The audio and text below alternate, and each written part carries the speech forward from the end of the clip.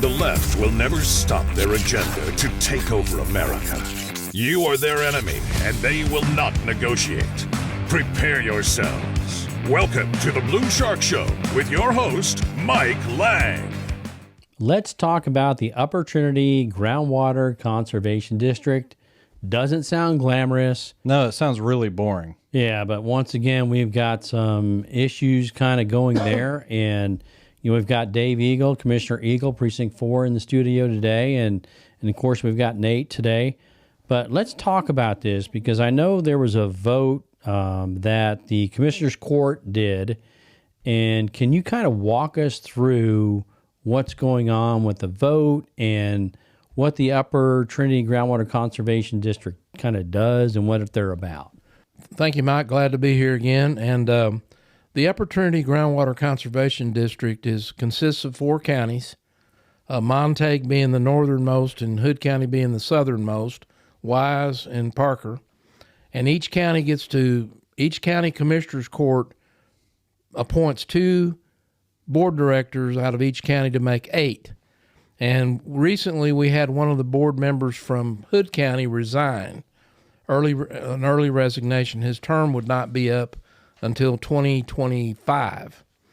And so with leaving that vacancy, the Upper Trinity Board itself has the statutory duty of appointing somebody to fill that unexpired term. And so traditionally they've allowed the Commissioner's Court in any given county has recommended, and I want to emphasize that term, has sent recommendations to the Upper Trinity to here's who we recommend for you to appoint. However, the board is the sole statutory authority to appoint an unexpired term. So they could literally appoint anybody they want from the county that's involved. So they could have appointed anybody in Hood County regardless of what the Commissioner's Court said. And when you look at that statutorily, that is their purview, not the Commissioner's Court. Now they can say to the Commissioner's Court, hey, give us a name, give us a couple of names. But regardless of that, they could have picked whoever they wanted. Statutorily, right? Texas law. Correct. As long as they were from Hood County, they could pick whoever they want. Great. Probably one of their grandmothers if they lived here. So we got Nate in the studio today. Nate, how you doing?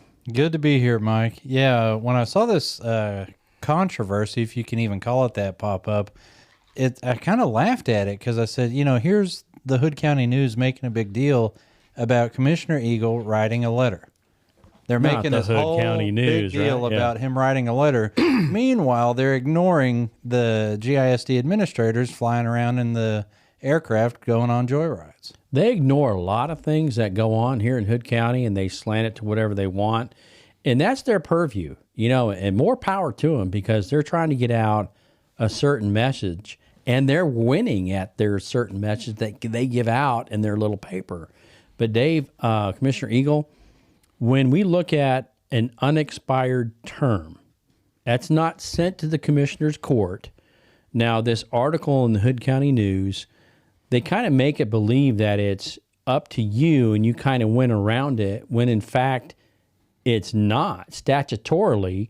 And sometimes Kathy Cruz gets mixed up in, what is Texas law and what isn't. That's true. And I would like to extend a big thanks to Ms. Cruz. I appreciate this article that you wrote. It's a very good article for me.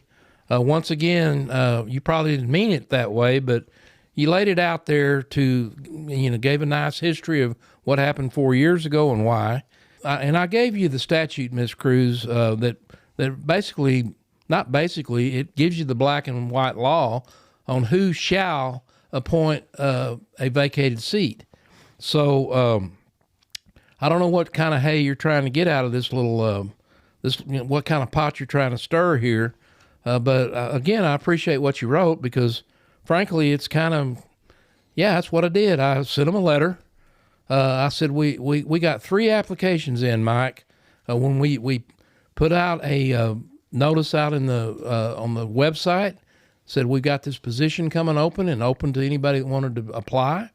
We put that out there. We had 3 applications. all three of them had, in their own way, were qualified individuals to do this sit on this kind of board.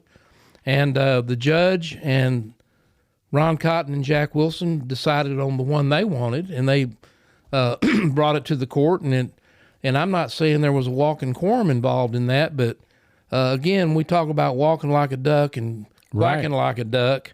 So when I looked at that commissioner's court, it looked like there was no discussion at all. It was just boom, boom, boom. They hammered it through, right? Well, yes. The agenda item was called by the judge. Jack Wilson jumped on it, made a motion to appoint one of the persons involved. Ron Cotton seconded it, and then it became, well, now you can talk about it. Well, there's nothing to discuss. You've already put a motion on the table with a second. And I jumped in there and said, wait a minute, we got a couple of other applications here. Why don't we, instead of voting on one person, why don't we send them, at least two of them up there? Mm-hmm. And the judge was just basically, we've already got a motion on the table in a second. Because Commissioner, it's the Groundwater Conservation District pick, right? That's correct. So it's just as a formality, because somebody resigned, they're just saying, hey, who would you guys like? And when you wrote that letter, it's like, hey, here's the other people for them to look at. That's right. And I wrote that to Ms. Cruz when I responded to her email. I said, look, I'm just trying to let them have a choice up there, because there's more than one way, one type of personality that could be involved. And it was nothing against the one that necessarily against the one that the judge and the three picked. It's just that I felt like there was that the Upper Trinity should have a choice. You know, I've got something against their pick, those three. What would that be there, Nate? Well, my bone to pick with them is that he was all for the Upper Trinity Groundwater Conservation District. I think I got that right. Changing the limit of drilling your own well on a minimum of 2 acres to a minimum of 5 acres. He was going to make it a lot tougher for people that wanted to buy literally 2 or 3 acres out in the country to go drill their own well.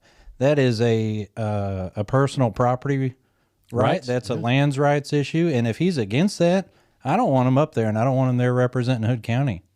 Well, and that was what happened 4 years ago, is that the Upper Trinity had been going on temporary rules for about 10 years, and they were in the process of redrafting permanent rules, and that taking it from a 2 acre minimum to a 5 acre minimum was on the table, and they were trying to push that. And the former member that got voted off last time that they tried to put back in, he was in favor of the 5 acres. So that probably didn't work well for him 4 years ago. And there were a lot of different groups that were against changing that. I think the realtors were against it, the home builders, the developers. A lot of the movers and shakers in and around Hood County were against that. So it seems kind of tone deaf for Massengill and Jack Wilson and Commissioner Cotton to try to put that same guy back on there. But there you go again with the politics of it. And you said going to 5 acres. That's a huge difference from 2. So when it came down to the vote of the Upper Trinity Conservation District, what did they decide on the one they picked? Well, so they go up there. They get my letter a couple of days before they had their meeting. And when they had their meeting, they had a faction of 3 who wanted to table it. Just table it and let's rethink this position. And they weren't able to table it. The Commissioner's Court had sent to them, there was 4 on that. Well, it takes 5. It takes a vote of 5. So what they ended up with last Thursday night, was an impasse. And so the Hood County News took this as an opportunity, much in the way CNN or MSNBC would, to say that you have somehow undermined democracy and you threaten all of our sacred institutions. Am I getting that about right? you're getting it pretty close there. In other words, I was upsetting the good old boy apple cart. Oh, well, congratulations. Thank you. Well, I appreciate you doing your job, and we all do. And thanks for sticking to it. Now, this was, and I'll repeat it again, this was a resignation, and by statute, the Conservation District picks, not the Commissioner's Court. Now, they can say, hey, who do you want, just out of courtesy. So I believe the letter you wrote giving all 3 names or whoever it's going to be, was justifiable in saying these are the people you can pick from. Now, come election time or a different time, then whoever comes in, so be it. But this statutorily, which Kathy Cruz has a huge problem with when it comes to whether it's the county clerk's money or whether it's this, it's, she always tries to go around Texas law. And when we look at it as a lawful county, a lawful nation, we follow our laws. And whether Kathy Cruz wants to or not, that's just the way it is. So we appreciate you standing up and giving the Conservation District the other names that, hey, this may be more beneficial to Hood County. You guys look and see what you want. Yeah, and at the end of the day, they're going to pick who they're going to pick. And I'm glad that it got postponed. It's going to give us a chance to air all this out. And the best person's going to be chosen they're the ones that are going to have to live with their choice. So, I don't regret this. And you're right about Miss Cruz. I actually sent her an email and spelled the law out to her. I spelled the law out in the letter to the Upper Trinity, and she still didn't get it right. So, I don't know what to say about that. If she's taking some bad advice from the two lawyers up there on that newspaper, I don't know. And, you look at one of the sentences she wrote in there, in a letter emailed to Hood County News, Eagle denied attempting to negate the court's vote. Well, it's not. The court can vote all they want, but it is up to the Conservation District, Trinity, to do what they want to do. So there's, that's what she does in these articles. She tries to kind of maneuver it around to fit her narrative. And and she talks about that I angered people and the judge is angry and all that kind of stuff. Well, sorry, I just did what I felt like it was my job, and that's to get the truth out there. And my goal, as I stated in my letter, I think the district should have had the choice. We had 3 good applicants. We had 2 other people besides the one they voted on who went to the time, trouble, and effort to bring their stuff in, their resume, and fill out an application, and actually call the other commissioners and reach out to them. So to me, it was extremely biased for them to just not even look at the other ones. I'm sure she was trying to get this article out of the way because they're probably trying to move and figure out what's going on with this GISD board, school board plane situation, right? Yeah, they're probably going to have a special edition about that. Yeah. They're just trying to get this out of the way. Yeah. Yeah, well, we've been saying it for a long time. The Hood County News is a Democrat paper. The owner endorsed a Democrat in the last election.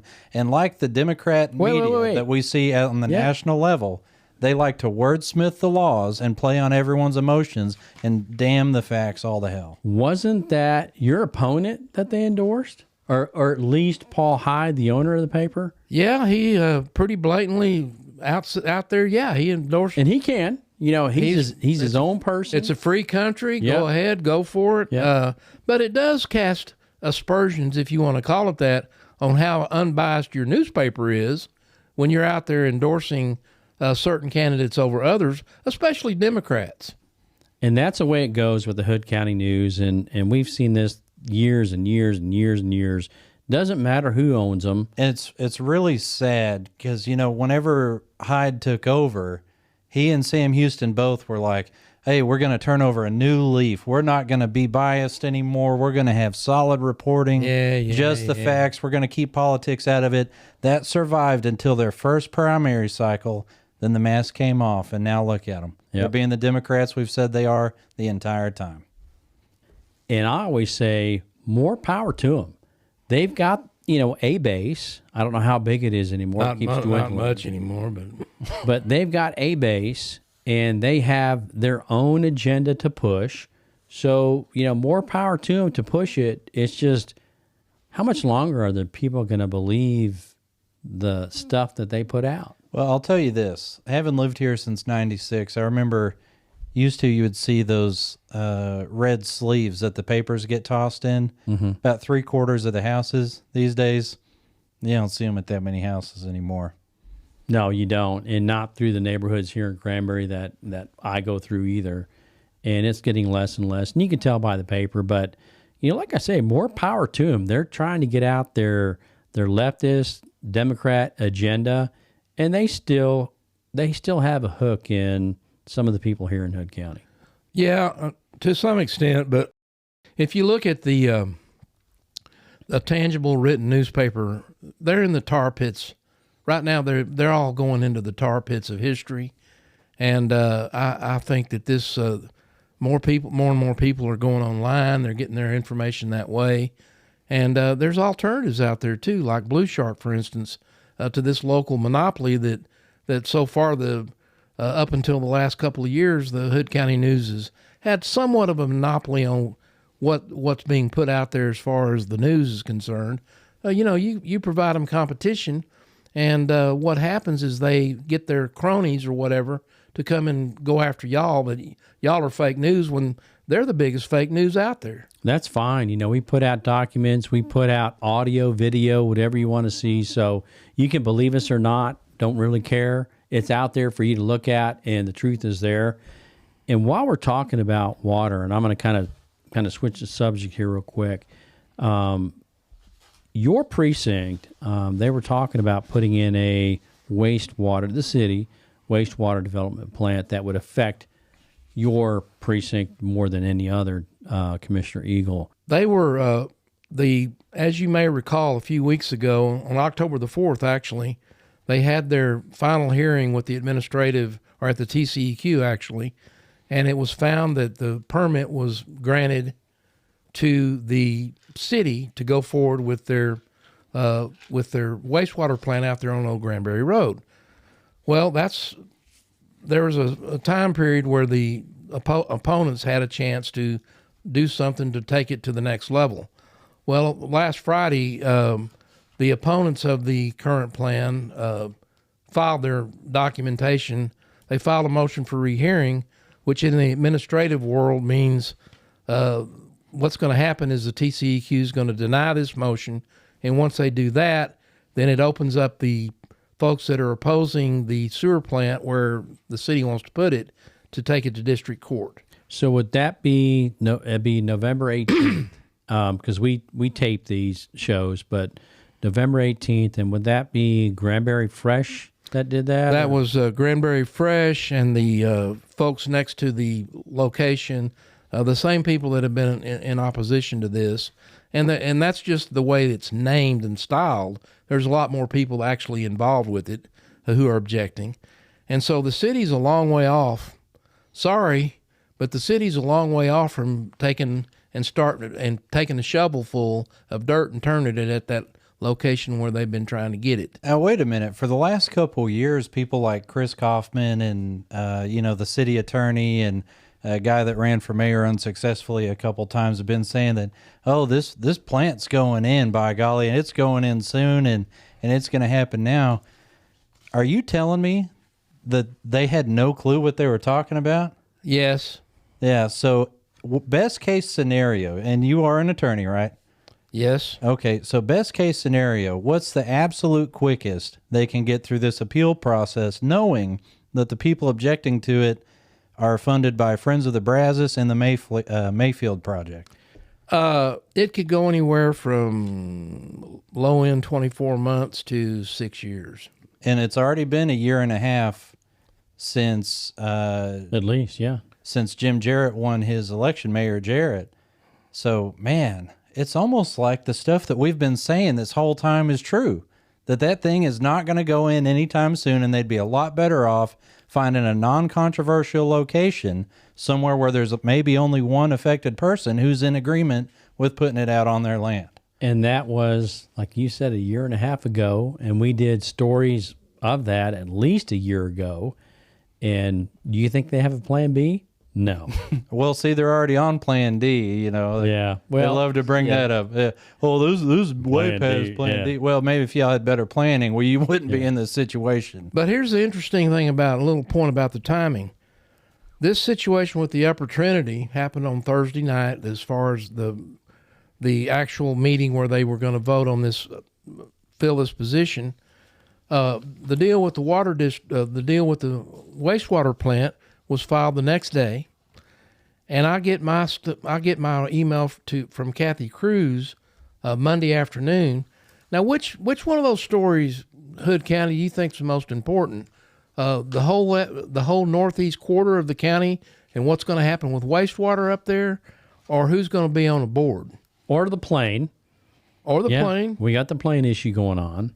And of course, they're going to go after the most conservative, and I would say even the most conservative religious people, because you can go back in history, and I've got all the articles, and Kathy Cruz, and, great job. She does her job really good at, being socialist, but she goes after the religious right, the religious conservatives, more than anybody else. And people just go back and search her old articles and look. So she's got something about conservatism, religion, things like that. But, this speaks volumes, both from the county judge and talking about the Upper Trinity Conservation District, and now this Granbury Fresh deal. The judge and, Cotton and both Jack, they're going to have to get on, a different page here coming soon, right? Wait a minute. Hang on. This just hit me. It wasn't but about 2 months ago that the paper put out an article saying that they had the green light and they were ready to start breaking ground on the wastewater plant on Old Granbury Road. Well, that was coming Was that fake news? Well, that was coming from the city, right, on their Facebook page. Well, it was in the newspaper, too. The newspaper printed an article and said, state gives the okay for the city's wastewater plant. That was on October 4th when they had that final hearing. Yeah. So maybe that's for the developers because, we're growing so fast, and we are. But I'm all for growing and doing what you want to do with your property, always have been. But you've got to have your basic infrastructure needs in place before you do all this. And it's been short. Now, the mayor that came in, Mayor Jarrett, has been doing a good job, and he's got the 377 stuff going on, and hopefully with this new stuff going on, hey, maybe we can get some things done, but everything seems to be backlogged, right? That's right. Right. It's time's going to tell, but I have a feeling that perhaps if the city wants to get another wastewater plant going, they might want to look at another location. And you brought up the regional, and we can talk, on and on about the regional plan and a lot going on. And we've got two other people in the studio. Well, two others in the studio. We've got Nikki and Jesse, the dogs that just came in. So if you see them, the white one's Nikki and the other one's Jesse. But Dave, I thank you for, standing up and putting those three people up, at least for the conservation district, to say, hey, look, these are people, they have experience, they have the qualifications, and this is what you need to do. Look at statutorily, if you're going to look at everything. And shame on the county judge for taking it as a slight when all the commissioner court had to do is say, hey, look, you guys appoint on this specific, unexpired term, and here's the three people. You guys take the best one, the qualifications that you need. And the one you want to work with. Yeah, because sometimes there's issues, and there's issues with different people's personalities and whatnot. But, once again, we appreciate what you do on the Commissioner's Court, and keep standing up for the people and the people of your precinct and the people in Hood County overall. Thank you very much. Appreciate it, Mike. Yeah, and some good news. I did hear Kathy Cruz was about to leave the Hood County News and start writing for Pravda. Now, that's probably a good place, and she probably fit in just fine there, but I keep saying I give Kathy Cruz props because she has her agenda and she sticks by it and she keeps putting it out, and gullible people here in Hood County believe her and believe her articles, and she gets away from the statutes and Texas law. And, that to me is, the epitome of the socialist, the, journalism, the CNN, everything that goes along with that, and she's carrying that on in this small county of Hood County.